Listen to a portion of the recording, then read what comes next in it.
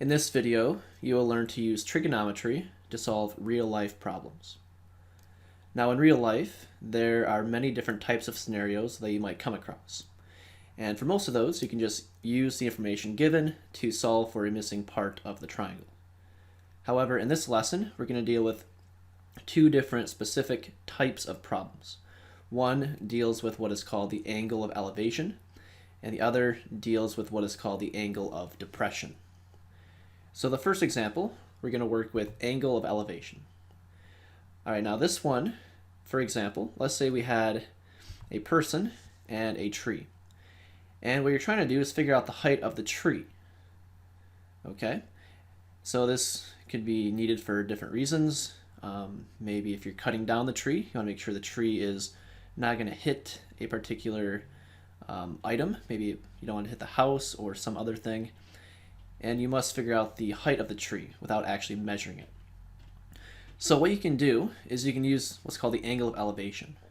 Now with technology, you can actually get an app on your phone where you basically just aim it up at the top of the tree or whatever item you're trying to figure out the height of, and it will give you the angle of elevation. So the angle of elevation is going to be the angle created when you go from the ground and then up to the top of the item you're looking at. So here, this angle, right in here, would be the angle of elevation. So make sure you know that term and make sure you understand where that would be located. Now in this example, let's say you were to figure out that the angle of elevation is 50 degrees. All right, so if it's 50 degrees, we can use that information. And something else we could measure is the distance from this person to the tree. Okay, that you can measure very easily. And let's say you measure that to be 40 feet. If this is all you knew, you can now use trigonometry to figure out the height of the tree. So the height of the tree is unknown. We'll call that x. All right, so you see here we have a right triangle created. So the right triangle will go down, the one side is like this. So using this angle, the angle of elevation, this side over here would be opposite, and then this other side right here would be adjacent. And then this side we don't really need, but this would be your hypotenuse. So we are given the adjacent, we're trying to find the opposite side, and the trig function that uses opposite and adjacent would be tangent.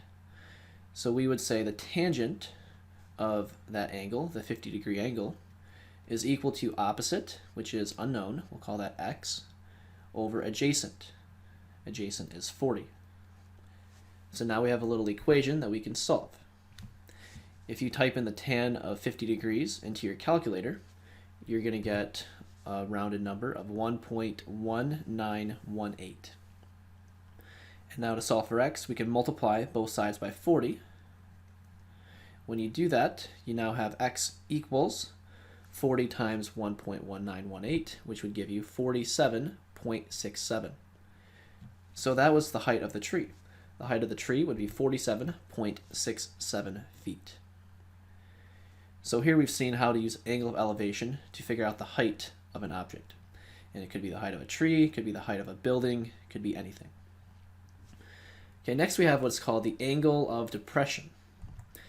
So this one is used many times with aircraft.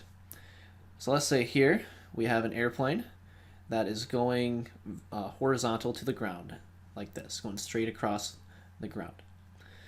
All right, and if you draw a line down to the ground, so down to, let's say, this observer, and we're trying to figure out what is the distance from the airplane to the observer. Okay, we have this angle right here is called the angle of depression. So this angle right here is the angle of depression. All right, so make sure you know where that angle is located, how to determine where it is. All right, and then let's say for this example, the angle of depression was given to us to be 35 degrees.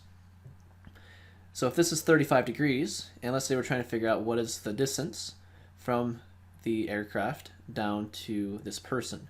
It could be a person maybe down there, or it could be like a landing strip. Whatever it is, we're trying to figure out the distance from the aircraft to this spot.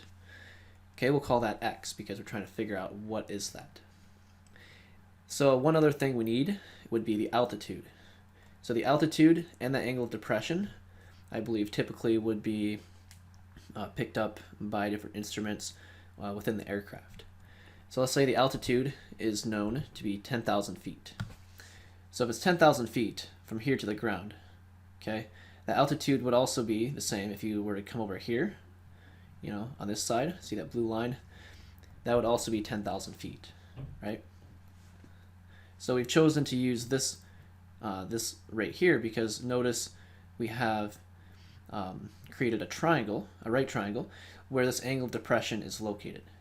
If we chose to use, you know, a line right here, okay, that's okay, but we'd have to figure out this angle up here. Okay, and the angle, that angle right there would not be 35 degrees. All right, because we'd have to do 90 minus 35, that would actually be 55 degrees. So it's simpler if you just create the triangle with the altitude over here on this side where you see the blue line that was typed up. All right, so let's use that side. All right, so we now have our right triangle. Right, here's our right angle. The x would be our hypotenuse. Okay, and then this side over here, we're using this angle, right? So if we're using this angle, this side is opposite. And the other side would be adjacent, which we don't need for this problem. So now to solve this, to figure out what is x, what we can do is we can use our trig functions. All right, so what trig function uses opposite and hypotenuse? Well, that would be sine, right? Sine is opposite over hypotenuse. So we can say that the sine of 35 degrees equals opposite, which is 10,000, over hypotenuse, which is x. So this is our equation that we can then solve. So from here, we can type the sine of 35 degrees into our calculator, which would be 0.5736. All right, now we can solve this the rest of the way. We need to get x out of the bottom of the fraction. So to do that, probably the simplest would be to cross multiply. So we would do 0.5736 times x equals 1 times 10,000. And that gives us 0.5736x equals 10,000.